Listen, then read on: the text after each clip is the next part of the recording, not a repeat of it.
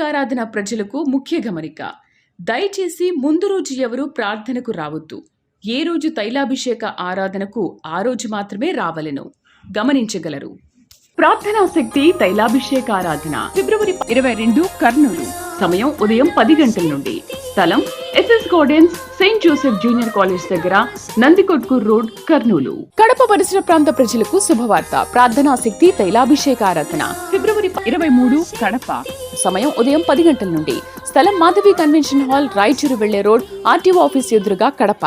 ప్రార్థనా శక్తి తైలాభిషేక ఆదివారపు ఆరాధన సమయం ఉదయం 8:30 గంటల నుండి. స్థలం వైస్రాయ్ గార్డెన్స్, జుబ్లీ బస్టాండ్ ఎదురుగా, సికింద్రాబాద్. భీమవరం పరిసర ప్రాంత ప్రజలకు శుభవార్త. ప్రార్థనా శక్తి తైలాభిషేక ఆరాధన ఫిబ్రవరి 26 భీమవరం. సమయం ఉదయం 10 గంటల నుండి. స్థలం Nirmaladevi function hall, Juvvalapalem road, Peddamiram, Bhimavaram. Tadepalligudem పరిసర ప్రాంత ప్రజలకు శుభవార్త. ప్రార్థనా శక్తి తైలాభిషేక ఆరాధన ప్రతి నెల మొదటి బుధవారం. సమయం ఉదయం 10 గంటల నుండి. NK highway grounds, Autonagar, Gudem highway bypass road, Tadepalligudem. ప్రార్థనా శక్తి తైలాభిషేక ఆరాధన ప్రతి నెల మొదటి గురువారం. సమయం ఉదయం 10 గంటల నుంచి. స్థలం తూర్పుగోదావరి జిల్లా, అమలాపురం దగ్గర, ఉప్పలగుప్తంలో. ప్రార్థనా శక్తి తైలాభిషేక ఆరాధన ప్రతి నెల మొదటి శుక్రవారం. స్థలం అడబాల గార్డెన్స్, ఎల్ఎన్టీ బిల్డింగ్స్ పక్కన, పెంకులపాడు రోడ్డు, పాలకొల్లు. ప్రార్థనా శక్తి తైలాభిషేక ఆరాధన మార్చి 3 ఆదివారం. సమయం సాయంత్రం 5:30 స్థలం ఎన్ఆర్సీ గార్డెన్, ముసాపేట్, కుకట్పల్లి. పిల్ల నంబర్ 842. ప్రార్థనా శక్తి తైలాభిషేక ఆరాధన ప్రతి నెల 2వ మంగళవారం. సమయం ఉదయం 10 గంటల నుండి. Sri convention hall, CR Reddy women's college, Vatluru, Eluru. ప్రార్థనా శక్తి తైలాభిషేక ఆరాధన ప్రతి నెల 2వ బుధవారం. సమయం ఉదయం 9 గంటల నుండి. స్థలం airport road, quarry market, Renuka apartment దగ్గర, రాజమండ్రి. ప్రార్థనా శక్తి తైలాభిషేక ఆరాధన ప్రతి నెల 2వ గురువారం. సమయం ఉదయం 10 గంటల నుండి. స్థలం సుబ్బలక్ష్మి కళ్యాణ మండపం, railway new colony, Sri Kanya theatre, Visakhapatnam. ప్రార్థనా శక్తి తైలాభిషేక ఆరాధన ప్రతి నెల 2వ శుక్రవారం. సమయం ఉదయం 10 గంటల నుండి. స్థలం కాపు కళ్యాణ మండపం, ఎన్ఎఫ్సిఎల్ రోడ్, ఆర్టీఓ ఆఫీస్ పక్కన, ఆర్ఆర్ నగర్, కాకినాడ. ప్రార్థనా శక్తి తైలాభిషేక ఆరాధన ప్రతి నెల 2వ శనివారం. సమయం ఉదయం 10 గంటల నుండి. స్థలం కూరగాయల మార్కెట్ ఎదురుగా, government degree college road, Ravulapalem. Yesayya నామములో మీకు వందనాలు తెలియపరుస్తూ ఉన్నాను. ఈ దినము వరకు దేవుడు సిద్ధపరిచిన వాగ్దానాన్ని మనం స్వాధీనపరచుకుందాం. పరిశుద్ధ గ్రంథంలో నుండి కీర్తన 103వ అధ్యాయము 6వ వచనం ద్వారా ప్రభు మనల్ని దర్శిస్తూ ఉన్నారు. కీర్తన 103వ అధ్యాయము 6వ వచనం. యెహోవా నీతి క్రియలను జరిగించుచు బాధింపబడి వారందరికీ న్యాయము తీర్చును. ఈరోజు వాగ్దానము, నీకు న్యాయము తీరుస్తానని ప్రభు బయలుపరుస్తూ ఉన్నారు. చూడండి, యెహోవా నీతి క్రియలను జరిగించుచు బాధింపబడి వారందరికీ న్యాయము తీర్చును. చాలా రకాలుగా బంధించబడి బాధపడుతున్నావేమో, చెరలో ఉన్నవా, ఆవేదన చెందుతున్నావేమో, నాకు న్యాయం జరగలేదు, నాకు ఎవరు న్యాయం చేస్తారు, నా తరపు ఎవరు నిలబడి మాట్లాడే వాళ్ళు ఉన్నారు, ఎవరు లేరు, ఎవరిని నమ్మినా నాకు అన్యాయంగానే మాట్లాడుతున్నారు, అన్యాయం చేస్తున్నారు, నన్ను మోసం చేస్తున్నారు, నా బ్రతుకులో నాకు న్యాయం లేదు, ఇంక నేను న్యాయం చూడనేమో, ఆ మాటే నేను విననేమో, నాకు ఎవరు లేకుండా అయిపోయాను, నేను అందరినీ నమ్మి మోసపోయానని అనుకుంటున్నామో, దేవుడు నీకు న్యాయం చేస్తానని మాట్లాడుతూ ఉన్నాడు. బాధింపబడుతున్న వారికి నేను న్యాయము తీరుస్తాను. దేవుని న్యాయం ఎలా ఉంటుందంటే, మనుషులు ఎన్ని ప్రయత్నాలు చేసి ఎన్ని రకాల కుయుక్తులు పన్నినా, 100కి 99 కుయుక్తులు పన్నినా 99 తోటి ఆగిపోతుంది. ఆ ఒకటి ఉంటుంది లాస్ట్. ఆ 100 అనేది దేవుడు విజయంగా ప్రకటించినప్పుడు వారందరూ కూడా సిగ్గుపరచబడతారు. దేవుడు నిన్ను తలగానే నియమించాడు. నీకున్న కష్టాలు, బాధలు మరి తలగా నియమిస్తే నాకు ఎందుకు ఇన్ని కష్టాలు, ఇంకా ఆలోచన చేస్తుంటే, అంటే నేను హోప్ పెట్టుకోవడానికి లేదు, నాకు నిరీక్షించడానికి లేదు, నిజంగా ఎక్కడైనా బయటకు వస్తామా, బయటపడతానా, మళ్ళీ లెగిస్తానా, నిలబడతానా, నా జీవితంలో మళ్ళీ బయటకు నేను తిరుగుతానా అనేది నాకు నమ్మకం లేదని అనుకుంటున్నావు కదా. దేవుడు న్యాయాధిపతి, ఆయన నీకు న్యాయం జరిగిస్తూ ఉన్నాడు. నీ దరిద్రం అంతా కూడా కొట్టివేయబడింది. యేసు నామములో నీ దుఃఖము కొట్టివేయబడింది. యేసు నామములో కొట్టివేయబడింది. నీవు ఆస్వాదించబడతావు. బాధించబడ్డావు కానీ దేవుడు నీకు న్యాయం తీరుస్తున్నాడు. అన్నీ కోల్పోయినని అనుకుంటున్నావా? రెండంతలుగా నువ్వు పొందుకుంటావు. ఆయన జడ్జిమెంట్ ఎలా ఉంటుందంటే, ఆయన ఓకే చేసిన మరుక్షణమే దీవెనలన్నీ మనకి కుమ్మరించబడతాయి. నువ్వు శ్రమ పడవలసిన సమయం ముగించబడింది. శోధన ఎందుకు వచ్చింది? ఎందుకు ఎంత బాధపడ్డానని అనుకుంటున్నావా? ఈ శోధన నువ్వు ఫలించటానికి, నువ్వు జ్ఞానం రావటానికి దేవుడు ఇంతగా నిన్ను శోధించాడు తప్ప అంతకంటే నీకు శోధన వేరే విషయంలో విధానంగా కాదు. నీకు దేవుడు న్యాయం జరిగిస్తున్నాడు. నీ పరిచర్యను ఆయన జ్ఞాపకం చేసుకున్నాడు. ఆయన నిన్ను బహుగా ఆశీర్వదిస్తూ ఉన్నాడు. నీ పాడి పంటల్ని, నీ పరిచర్యని, నీ ఇంటిని, నీ బిడ్డల్ని ఆయన అన్ని గమనించారు, చూశారు. బ్లెస్ చేసి నీకు న్యాయం జరిగిస్తూ ఉన్నారు. దేవుని యొక్క న్యాయం ఎలా ఉంటుందో నువ్వు ఎలుగెత్తి సాక్ష్యం చెప్పబోతున్నావు. ఆత్మనికి తోడై ఉండును గాక. ఆమెన్. God bless you.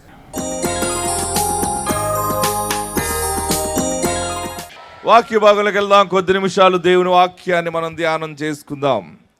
ప్రకటన గ్రంథాన్ని ధ్యానం చేద్దాం. ప్రకటన గ్రంథంలో 14వ అధ్యాయము 5వ వచనము అందరం చదువుదాం. వీరి నోట ఏ అబద్ధమును కనపడలేదు, వీరు అనింద్యులు. అబద్ధం ఆడకుండా ఉంటే ఎన్ని ఆశీర్వాదాలు ఉన్నాయి, ఇక్కడ ఉన్నాయి. వారిని ఏమంటున్నారంటే, చూడండి, పరిశుద్ధుడు అయినటువంటి యోహాను, పరిశుద్ధ యోహాను పద్మస్ ద్వీపములో చెరలోనికి తోడుకుపోయినప్పుడు పద్మస్ ద్వీపము నుండి యోహాను ఆత్మవశుడై దేవుని సన్నిధిని చూస్తూ రాస్తున్న గ్రంథము ఈ ప్రకటన గ్రంథము. ప్రియులరా, టర్కీ అనే దేశంలో ఆ పక్కనున్న ఒక దీవి పద్మస్ ద్వీపం. మన భారతదేశంలో అండమాన్ దీవి ఎలాగుందో, టర్కీకి సముద్రంలో ఒక చిన్న దీవి ఉంది. అది ఆ దీవి పేరు పద్మస్ ద్వీపం. ప్రియులరా, ఆ పద్మస్ ద్వీపంలో నుండి ఆత్మవశుడయ్యాడు యోహాను. దేవుని సన్నిధిని చూస్తూ రాసిన గ్రంథము. ఆయన చెబుతున్న మాటలు ఏమన్నాడంటే, వీరి నోట ఏ అబద్ధమును కనపడలేదు, వీరు అనింద్యులు. ఈరోజు మన అంశం ఏంటంటే అనింద్యులు. నోట్ చేసుకోండి. అనింద్యులు అంటే ఏంటి? అనింద్యులు అని ఎవరిని అంటారంటే, ఏ లోపము లేని వారిని అనింద్యులు అంటారు. నోట్ చేసుకోండి. మొట్టమొదటి పాయింట్ ఏంటంటే, అనింద్యులు అంటే లోపము లేనివారు. రాసుకుంటున్నారా? అనింద్యులు అనగా లోపము లేనివారు. రెండవది, అనింద్యులు అంటే నీతిమంతులు. అనింద్యులు అనగా రెండవది నీతిమంతులు. అనింద్యులు అనగా మూడవది నిజాయితీ పరులు. ఏంటి? నిజాయితీగా ఉంటారు. మూడవది నిజాయితీ పరులు. నాలుగవది ఎదుటి వ్యక్తి మీద నింద మోపని వారు. ఎదుటి వ్యక్తి మీద తొందరగా నింద మోపేస్తాం. అవ్వ ఎవరి మీద నింద మోపింది? ఆదాము అవ్వలు ఏదేం తోటలో ఉంటే తినొద్దన్న పండు ఇద్దరు కలిసి తినిపాడేసి దేవుడు వచ్చి అడుగుతుంటే ఆదాము ఏమన్నాడు? ఆదాము, ఏ ఆదామా ఎక్కడున్నావు అన్నాడు. ఈ పక్కన ఉన్నాను అన్నాడు. అవును తెలుసులే నాకు అక్కడ ఉన్నావని. నీకు ఇంత జ్ఞానం ఎలాగొచ్చింది? నేను వద్దన్న పండు నువ్వు తిన్నావా అంటే, నువ్వు తిన్నావా అంటే తిన్నాను అన్నాడు. అక్కడ ఆదాము ఏమన్నాడు? తిన్నానో తినలేదో చెప్పాలి. ఆదాము మొదలెట్టాడు. అప్పటి నుంచి మనకి ఇవన్నీ వచ్చేసినాయి. ఆదాము అన్నాడు, అదే నీవు ఇచ్చిన అవ్వ ఉంది కదా, తినమని గొడవ పెడితే తిన్నాను అన్నాడు. ఏం చేశాడు అతను? అవ్వ మీద గెంటేశాడు. అవ్వ దగ్గరికి వెళ్ళాడు. ఏ అవ్వ, ఏంటి ఆదామునికి తినిపించేవా, నువ్వు తిన్నావా అంటే, అదే ఈ చెట్టు మీద ఉన్న మనిషి సర్పము నన్ను తినమని ఇబ్బంది పెట్టింది అని పాము మీద గెంటేసింది. మనం ఏదైనా ఉంటే ఎదుటి వ్యక్తి మీద గెంటేస్తాం. భర్త మీద గెంటేస్తుంది, లేదా అత్తగారి మీద గెంటేస్తుంది. ఈ కప్పు పగిలిపోయింది ఏవా అన్నాడు అనుకోండి భర్త, మీ అమ్మ కళ్ళు సరిగ్గా కనపట్టలేదు, కింద పాడేసిందట్టు. మా అమ్మ మీద పెడితే ఇంక భర్త ఏమండి, సరే అమ్మ పెద్ద వయసు కదా, తన్నేసిందేమో, చూసుకోలేదేమో అనుకుంటాను. అంటే ఎవరో ఒకరి మీద నింద మోపేస్తుంటాం. ఎవరి మీద నింద మోపకుండా ఉండేటువంటి భక్తిపరుల్ని అనింద్యులు అంటారు. ఆమేన్. నీతిమంతులు, నిజాయితీ పరులు, తర్వాత అబద్ధమాడని వారు, వీరి నోట ఏ అబద్ధమును కనబడలేదన్నాడు. వారికి ఏమేమి ధన్యతలు వచ్చినాయో పైనుండి మనం చూద్దాం.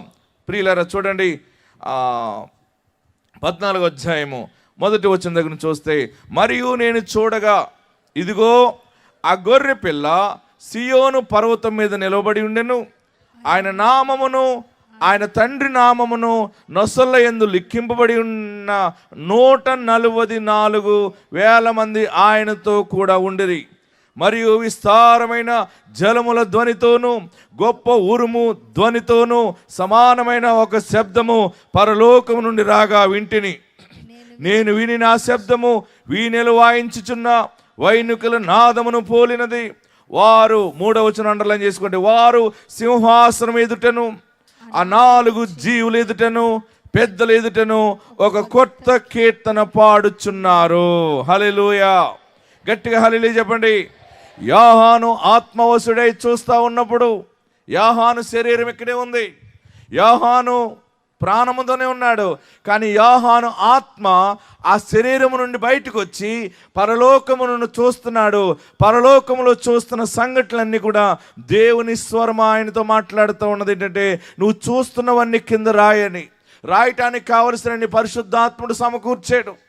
ఆనాడు దేవుని స్వరమిని రాసినటువంటి యోహాను ఆ మాటలు ఈ ప్రకటన గ్రంథంలో ఉన్నటువంటి మాటలు. ఆ ప్లేస్ ఈ రోజుకి ఉంది.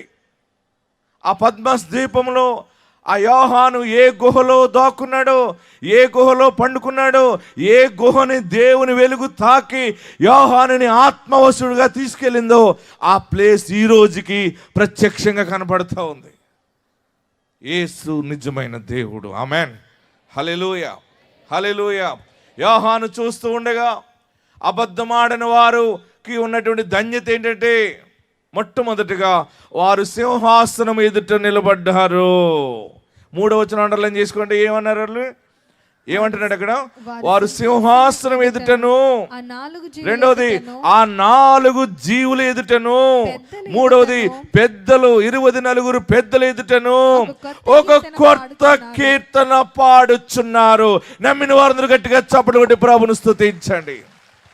నా ప్రియ సహోదరులరా, ఆత్మ సంబంధంగా దేవుడు మనకిస్తున్న వర్తమానం ఈ దినం ఏంటంటే, మనము అబద్ధం ఆడకుండా ఉంటే ఈ వాగ్దానము నెరవేర్పు ఎలా ఉండబోతుందంటే, ఈ కొత్త సంవత్సరం దేవుడు నీకు ఇచ్చిన వాగ్దానం నెరవేర్పు ఎలా ఉండబోతుందంటే, నిన్ను నీ బిడ్డల్ని దేవుడు ఉన్నతమైన సింహాసనం ముందు నిలబెడతా ఉన్నాడు.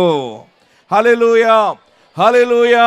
24 పెద్దల ముందు, అలాగనే 4 జీవుల ముందు నువ్వు నిలబడతావు, నీ బిడ్డలు నిలబడతారు, కొత్త కీర్తన మీరు పాడతారు. ఆమేన్, హల్లెలూయా, హల్లెలూయా. సత్యం అనేది మనం కాపాడుకోగలిగితే అది మనల్ని ఎక్కడికైనా తీసుకుని వెళ్తుంది. పరలోకంలో సింహాసనం కంటే ఫస్ట్ ఆఫ్ ఆల్ భూలోకంలో ఉన్నటువంటి రాజ్యాధికారంలో నువ్వు నిలబడతావు. ఆమేన్. గొప్ప గొప్ప అధిపతుల ముందు నిలబడతావు. ఎన్నిక లేని వాళ్ళమే కానీ మన బిడ్డల్ని దేవుడు ఐఏఎస్ ఆఫీసర్లుగా చేస్తాడు, మన పిల్లల్ని ఐపీఎస్ ఆఫీసర్లుగా చేస్తాడు. పెద్ద పెద్ద ఆఫీసర్లు అయ్యారనుకోండి, వారు ఎవరి ముందు ఉంటారు? ఐఏఎస్ ఆఫీసర్లు ఎవరి ముందు ఉంటారు చెప్పాలి? బాగా చదువు ఉన్నవారిని, బాగా జ్ఞానం ఉన్న వాళ్ళని ముఖ్యమంత్రి గారి దగ్గర పెట్టుకుంటాడు. ఇంకా బాగా ఉన్న వాళ్ళని ప్రధానమంత్రి గారి దగ్గర పెట్టుకుంటారు. వారి నడక, వారి పడక, వారి కూర్చునేది, చేసేదంతా కూడా పెద్దల ఎదుట, సెంట్రల్ మినిస్టర్స్ ఎదుట. దేవుని కృప నీకు తోడుండును గాక. నమ్మిన వారందరూ గట్టిగా చప్పటి ప్రభువును స్తుతించండి. నేను ఇంత చదువుకున్నాను, మాకు ఇంత ఆస్తి ఉన్నది, నాకు ఇంత జ్ఞానం ఉన్నది, నాకు ఇంత అందం ఉన్నది, ఇంత తెలివితేటలు ఉన్నాయి, నా తెలివి నాకు పనికి రావట్లేదు, నా జ్ఞానం నాకు అక్కడికి రావట్లేదు, నేను ఇంత చదువుకున్నాను, ఇన్ని సర్టిఫికెట్స్ ఉన్నాయి, ఏ ఉద్యోగం రావట్లేదు అని అనుకుంటున్నావా? పరిశుద్ధాత్ముడి దినాన్ని మాట్లాడుతున్నాడు. నీ నోటి నుండి అబద్ధం అనేది రాకుండా గనక నువ్వు కాపాడుకోగలిగితే వెంటనే డోర్స్ ఓపెన్ అయిపోతాయి. హల్లెలూయా, గట్టిగా హల్లెలూయా చెప్పండి, ఇంకా గట్టిగా హల్లెలూయా చెప్పండి. ప్రియులరా, వాక్యం వినే మీరు బాగుపడాలంటే, మీ చేతి నిండా ధనం ఉండాలంటే, నీ ఇంటి నిండా బంగారం ఉండాలంటే, ఆస్తి ఐశ్వర్యము నీ ఇంట్లో ఎప్పుడు ఉండాలంటే, నీకు ఏ సమస్య ఉండకుండా అన్నిటిని జయించుకుంటూ నువ్వు ముందుకెళ్ళాలంటే నీ నోట అబద్ధమును రాకుండా కాపాడుకోవాలి. మనందరం అబద్ధం ఆడిన వాళ్ళమే, కానీ ఇంకా తెలుసుండి కూడా ఇంకెందుకు అబద్ధం ఆడతావు? నీతోనే దేవుడు మాట్లాడుతున్నాడు, నాతో దేవుడు మాట్లాడుతున్నాడు. మనం సత్యం తెలుసుకున్నాక నేను అబద్ధం ఆడనని ఒక్కటి దాంట్లో కనుక నువ్వు నిలబడ్డావంటే అన్ని విషయాల్లో నిలబడిపోతున్నావు ఆటోమేటిక్గా. హల్లెలూయా. నీ బ్రతుకులో, నా బ్రతుకులో చిన్న అబద్ధమే దేవుని ఆశీర్వాదం రాకుండా ఆపేస్తుంది. మీరు అబద్ధం ఆడకుండా ఉండండి, అప్పులన్నీ తీరిపోయి మీరే అప్పిస్తారు. నేను మీకు వైట్ పేపర్ని సైన్ చేసి ఇస్తాను. ఇంకెంతకంటే ఎవరైనా చెప్తారో మీకు? మీ అప్పులు తీరిపోవాలి, మీకు ఐశ్వర్యం రావాలి, మీకు మేడలు మిద్దులు రావాలంటే మీరు ఏమి చేయగలదు? పెట్టుబడి లేని ఒకే ఒకటి ఈరోజు తీర్మానం చేసుకోండి. ఏంటది? నేను అబద్ధం ఆడను. అబద్ధం ఆడకపోతే వ్యాపారం ఎలా చేయాలి?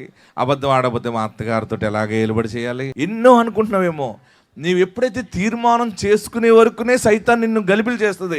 తీర్మానం చేసుకున్న ఒక్క రోజు కనుక నిలబడ్డావంటే 100 రోజులు అలవాటు అయిపోతుంది నీకు. 100 రోజులు సత్యంగా ఉంటే 1000 రోజులు వెళ్ళిపోతావు నువ్వు. ఇక నీవు అనుకున్న పనులన్నీ జయం అయిపోతూ ఉంటుంది. హల్లెలూయా, హల్లెలూయా, హల్లెలూయా. ఇంకా గట్టిగా హల్లెలూయా చెప్పండి. శారమ్మన్న అబద్ధం ఆడిందేమో కానీ ఎప్పుడైనా బహుశా అబ్రహాం అబద్ధం ఆడలేదు. అందుకే అబ్రహాముతో దేవుడు మాట్లాడేవాడు. అందుకనే అబ్రహాముని బహుగా ఆశీర్వది చేశాడు ఆయన. అబ్రహాము ముందు గొప్ప గొప్ప నీతిమంతులు ఉన్నారు, అబ్రహాము తర్వాత ఉన్నారు. కానీ అబ్రహాము సంతానాన్ని, ఆయన కుమారుడు ఇస్సాకు, ఇస్సాకు కుమారుడు యాకోబు, యాకోబు సంతతి ఈనాడు ఇశ్రాయేలీలు. ఆమేన్. ప్రపంచంలోనే ఎవ్వరికి రానంత జ్ఞానం వాళ్ళకి వచ్చేసిందంటే దేవుడు వారిని ఆశీర్వదించడానికి కారణం వారికి నీతిమంతుడనే ఒక పునాది వారు పూర్వం ఉంది. ఆమేన్. హల్లెలూయా. నీ భక్తి, నీ పరిశుద్ధత, నీ యథార్థ ప్రవర్తన మీదే నీ బిడ్డలకి గొప్ప ఆస్తి సమకూర్చబడుతుంది. నువ్వు అబద్ధాలాడి ఎంత సంపాదించినా, దొంగతనాలు చేసి సంపాదించినా ఎవడొకడు పట్టుకుపోతాడు దాన్ని. పిల్లలు తినరది, అనుభవించరు. నీ సత్య ప్రవర్తనతోటి 1,00,000 రూపాయలు దాచిపెట్టావు అనుకో, ఆ 1,00,000 100 కోట్లు అవుతుంది, అది 1,00,000 కోట్లు అవుతుంది. నీ పిల్లలు నీతిమంతుడి సంతానముగా ఉంటారు. నీతిమంతుని సంతానము భిక్షమెత్తుకొనుట నేను చూడలేదని కీర్తనకారుడు మాట్లాడుతూ ఉన్నాడు. హల్లెలూయా. నీతిమంతుడు ఖర్జూర వృక్షం వలె, నీతిమంతుడు ఖర్జూర వృక్షం వలె మోవ వేసి గెలలు. ఖర్జూర వృక్షం చూసారా? ఈత చెట్టులాగా ఉంటుంది. ఈత చెట్టుకి ఎవరైనా ఏర్లు కొడతారా? ఈత చెట్టుకి ఎవరైనా ఎరువేస్తారా? ఎవడూ పట్టించుకోడు దాన్ని. ఎవరి చేత గౌరవింపబడినది ఈత చెట్టు పాపం. ఆ ఈత చెట్టు ఆ ఎడారిలో ఉన్న, ఆ ఖర్జూరపు చెట్టు ఎడారిలో ఉన్న దాన్ని ఎవడూ పట్టించుకోపోయినా ఎవరు ఊహించినంత కాపు కాస్తుంది అది. హల్లెలూయా. ఆ ఖర్జూరపు గెల నేను ఎరుకో పట్టణానికి వెళ్ళినప్పుడు మొన్న చూశాను. మొన్న రీసెంట్గా కూడా ఎరుకో పట్టణాన్ని దర్శించాను. ఆ రోడ్డు మీద, హైవేలో, అలాగే ఎడారిలో అన్ని ఖర్జూరపు చెట్లే. ఏ చెట్టు దగ్గరైనా ఒక చోట ఆగితే ఆ బాగుండేమో ఖర్జూర పళ్ళు కింద పడిపోతున్నాయి, గెలలు. అక్కడ ఉన్నవారు ఏం చేశారంటే ఆ ఖర్జూరపు గెలలకి నెట్ కడుతున్నారు. ఎందుకంటే పడిపోయిన ఖర్జూర పళ్ళు అందులో పడతాయి. అయినా సరే ఈ పక్క ఒక గెల, ఈ పక్క ఒక గెల, ఇటు ఒక గెల, అటు ఒక గెల, ఒక గెలలో కొన్ని వేల కాయలు. హల్లెలూయా, హల్లెలూయా. ఇదిగో చూసారా? దీనికి ఎవరైనా నీళ్ళు పోసారా? యూరియా వేసారా? డిఏపి ఏమైనా వేసారండి? పొటాష్, పిటాష్ ఏమి లేవు. ఎవరు ప్రేమ నోచుకోనుంది, ఎవరి దయాదాక్షిణ్యాలు లేకుండా దేవుని దయతో ఉన్నది కనుక గెలలుగా విస్తరిస్తుంది అది. నీకు మాకు మా అన్నగారు సాయం చేయలేదు, మా తమ్ముడు సాయం చేయలేదు, మా వదిన గారు సాయం చేయలేదు, మా ఎమ్మెల్యే గారు చేయలేదు, మా అత్తగారు చేయలేదు, మా అమ్మ చేయలేదు, ఎవరు మాకు న్యాయం చేయలేదు, అందరూ అన్యాయం చేశారు అని ఎడుతున్నావేమో. దేవుడే నిన్ను ఖర్జూర వృక్షం వలె గెలలు గెలలుగా నిన్ను ఆశీర్వదించబోతున్నాడు. నమ్మిన వారందరూ చేతుల పైకెత్తి చప్పటి కొట్టి ప్రభుని స్తుతించండి. నీ దగ్గర ఒకే ఒకటి నీతి ఉంటే చాలు. వారి నోట ఏ అబద్ధమును కనపడలేదు కనుక వారు అనింద్యులు. నేను మొన్న మా చర్చిలో ఒక అమ్మాయికి పేరు పెట్టాను. వాళ్ళ కూటమి పెట్టుకుని అయ్యగారండి పేరు పెట్టండి అంటే అనింద్య అని పేరు పెట్టాను. ఇందులో తీసి ఏం పేరు అది? అనింద్య. అనింద్య అంటే ఏంటి? నీతిమంతుడు, నిజాయితీ పర్రాలు. ఇంకా మంచి ఇంకొక మాట ఉంది, సౌందర్యం. ఏంటంటే అబద్ధం అనేది ఆగిందంటే నీ ముఖంలో బోల్డ్ సౌందర్యం వచ్చేస్తుంది. అబద్ధం ఆడితే నీ ముఖం కుళ్ళిపోతుంది. హల్లెలూయా. నీవు ఎప్పుడు నీ బిడ్డ అందంగా ఉండాలంటే, నీ కుటుంబంలో ధనము ఆశీర్వాదం ఉండాలంటే అబద్ధం ఆడనని తీర్మానం చేసుకుని దేవుని ఎదుట సాక్షి ఉండటానికి ప్రయత్నం చేద్దాం. ఆమెన్. ఆ అబద్ధం ఆడకుండా ఉంటే దేవుడు నీ బిడ్డనైనా నిన్నైనా సింహాసనం ముందు పెడతాడు. సీఎం ఫేషియల్ నీకు ఉద్యోగం వస్తుంది. ఆమెన్ చెప్పండి. ముఖ్యమంత్రి ఆఫీసులో ఉద్యోగం వచ్చిందంటే ఏంటి? ఇంకా చెప్పండి. ఒక కలెక్టర్ ఆఫీసులో ఉద్యోగం వచ్చిందంటే ఏంటి? జిల్లానే శాసిస్తావు నువ్వు. ఎవరితో? కలెక్టర్ ఆఫీసులో ఒక ఆఫీస్ బాయ్ కింద ఉన్నా సరే, వాళ్ళ తాలూకా వాళ్ళు ఎవరికైనా కష్టం వస్తే నేను కలెక్టర్ ఆఫీస్ నుంచి మాట్లాడుతాను అంటాడు. టీ పట్టుకెళ్ళి జాబ్ అయినా సరే, అది క్లాస్ 4 జాబ్ అయినా సరే, కనీసం అక్కడ బల్ల తుడిచే జాబ్ ఉన్నా సరే, కలెక్టర్ ఆఫీసులో జాబ్ ఉంటే మొత్తం కలెక్టర్ కంటే ఎక్కువ యాక్షన్ చేసేస్తాం మనం. ఎందుకంటే నువ్వు ఉన్న స్థానం అలాంటిది, అది ఆ సింహాసనం అటువంటిది. హల్లెలూయా, హల్లెలూయా. నీవు యథార్థమైన ప్రవర్తన కలిగి ఉండమని పరిశుద్ధాత్ముడు మరొకసారి నిన్ను హెచ్చరిస్తూ ఉన్నాడు. ఎందుకంటే ఆశీర్వాదం అందరి ఇళ్ళకి వచ్చి లారీ లోడ్ దిగినట్టుగా దిగుతుంది. హల్లెలూయా. మీరు అబద్ధం ఆడనని తీర్మానం చేసుకుంటే మీ పిల్లలకి మీకు ఆశీర్వాదము కిరీటముగా మారబోతూ ఉంది. నీళ్ళంతా దీవెనగా మారబోతూ ఉంది. హల్లెలూయా. అబద్ధం ఆడనని తీర్మానం చేసుకుంటే యేసుక్రీస్తు నీ ఇంట్లో నిలిచి ఉంటాడు. ఆయన నీ ఇంట్లో అతిథిగా ఉంటాడు. ఇంకొక కొన్ని మాటలు నేను ముగిస్తాను. నేను చూడండి, 14వ అధ్యాయము ఆత్మ సంబంధంగా ఇది అనేక రకాల అర్థాలు దేవుడిస్తున్నాడు. సింహాసనం ఎదుటను, ఫస్ట్ పాయింట్. సెకండ్, 4 జీవులు ఎదుటను, పెద్దల ఎదుటను. చూడండి, సింహాసనం అంటే అధికారము, 4 జీవులు అంటే 4 దిశలు పెట్టుకోండి. తూర్పు, పడమర, ఉత్తరం, దక్షిణం. ఎస్, పెద్దల ఎదుటను, పెద్దల ఎదుట ఒక కొత్త కీర్తన చూడండి. పెద్దలు, అధికారులు, రాజులు, భూరాజులు ఎదుట నిన్ను దేవుడు బలవంతునిగా నిలబెడుతున్నాడు. నిన్ను బలవంతురాలుగా నిలబెడుతున్నాడు. నా జ్ఞానం లేదు కదా, అయ్యో నా స్థితి అనుకుంటున్నావేమో. దేవుడే నీకు జ్ఞానం ఇచ్చి రాజులు ఎదుట నిన్ను వాడుకోబోతున్నాడు. బలమైనటువంటి కోటలో దేవుడు నీకు ఉద్యోగాన్ని స్థిరపరచబోతా ఉన్నాడు. తర్వాత నీ నోట కొత్త కీర్తన, గొప్ప సాక్ష్యం ఉండబోతా ఉంది. హల్లెలూయా, హల్లెలూయా. తర్వాత ఏమన్నాడు? ఒక కొత్త కీర్తన పాడుచున్నారు. తర్వాత ఏమన్నాడు? భూలోకములో నుండి కొనబడిన ఆ 144,000 మంది తప్ప మరి ఎవరును ఆ కీర్తన నేర్చుకొని జాలరు. వారు సత్యవంతులు. అయితే వీరు ఒక ప్రత్యేకముగా ఉన్నారు. యోహాను అంటున్నాడు, వీరి నోట ఏ అబద్ధమును లేదు, అందుకు వారు సింహాసనం ఎదుట ఉన్నారు, పెద్దల ముందు నిలబడ్డారు, 4 జీవుల ముందు నిలబడ్డారు. హల్లెలూయా. అబద్ధం ఆడి తప్పిదాలు చేసేవారిని సింహాసనం దగ్గర దేవుడు ఉండనివ్వడు, అధికారంలో ఉండనివ్వడు. ఆమెన్. హల్లెలూయా. గట్టిగా హల్లెలూయా చెప్పండి. మీరు అబద్ధం ఆడకుండా ఉంటే నీ ఇంటిలో ఏది లోటు ఉండదు. నీ ఇంట్లో సర్వ సమృద్ధి ఉంటుంది. అందరూ తలలు వంచండి, కళ్ళు మూసుకుని జీవముల దేవుని సన్నిధానంలో ఎక్కడున్న వారు అక్కడే. ఈరోజు మీరు తాడో పేడో తేల్చుకోండి. ఇంకా ఇలాగే దీనంగా బతకాలనుకుంటున్నావా? అందరి చేత మాటలు పడుతూ బ్రతుకుతావా? అబద్ధం ఆడటం వల్ల ప్రతిరోజు ఏడుస్తూ ఉన్నావు. నీ అబద్ధము నీ పిల్లల మీద కూడా ఏలుబడి చేస్తుంది. నీ పాపము నీ బిడ్డల మీద ఏలుబడి చేస్తుంది. అవసరమా? ప్రతిరోజు తల బాదుకుని ఏడుస్తున్నావు. నేను ఏ పాపం చేశాను? నాకేంటి కష్టాలు? నా బ్రతికెందుకు? నేను బ్రతకడం అవసరమా? ఇన్ని శ్రమలు, ఇన్ని బాధల్లో నేను బ్రతకాలా అనుకుంటున్నావా? దేవుడి దినాన్ని మరలా నీతో మాట్లాడాడు. ఇప్పుడు కూడా నువ్వు సరికాకపోతే ఇంకా జీవితంలో నీ వైపు ఆయన చూడడు. ఇక ఒకవేళ అబద్ధం ఆడవలసి వస్తే నేను మౌనంగానే అయిపోతాను, కానీ నా నోటి నుండి నేను అబద్ధం పలకను అని తీర్మానం చేసుకో.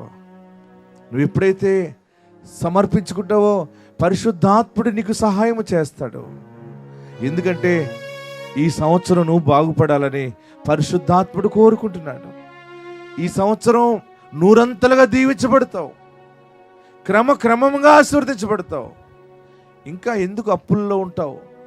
ఇంకా ఎందుకు ఇల్లు లేని దరిద్రంలో ఉంటావు? ఏ శుభకార్యం జరగలేదు, ఏ మేలు జరగలేదు, ఎప్పుడు ఏదో ఒక సమస్య నన్ను వెంటాడుతూ ఉందని అనుకుంటున్నావా? నీవు మార్పు చెందితే నీ స్థితి మారిపోతుంది టోటల్గా. నీ గుండె నిండా యేసుని చేర్చుకుంటావా? యేసుని చేర్చుకుంటే, యేసు నీ హృదయంలోనే ఉండాలంటే, నీ నోటి నుండి అబద్ధం రాకుండా ఉంటే, నీతిమంతుడు సత్యవంతుడైన యేసు నీ హృదయంలో ఉంటాడు. నీ ఆరోగ్యాన్ని ఆయన స్వాధీనంలో పెట్టుకుంటాడు. నీ ఆలోచనలన్నీ ఆయన స్వాధీనంలో ఉంటాయి. ఆయన నెరవేరుస్తాడు. హల్లెలూయా, హల్లెలూయా. అన్నీ ఉన్నా కానీ నాకు నెమ్మది లేదని ఏడుస్తున్న తల్లి ఇక్కడ ఏడుస్తూ ఉంది. బాబు, ఆ బిడ్డలకి శాంతిని దయచేయండి, నెమ్మదిని దయచేయండి, గొప్ప కార్యములు జరిగించండి. యేసు నామములో అడుగుచున్నాము తండ్రి, ఆమేన్.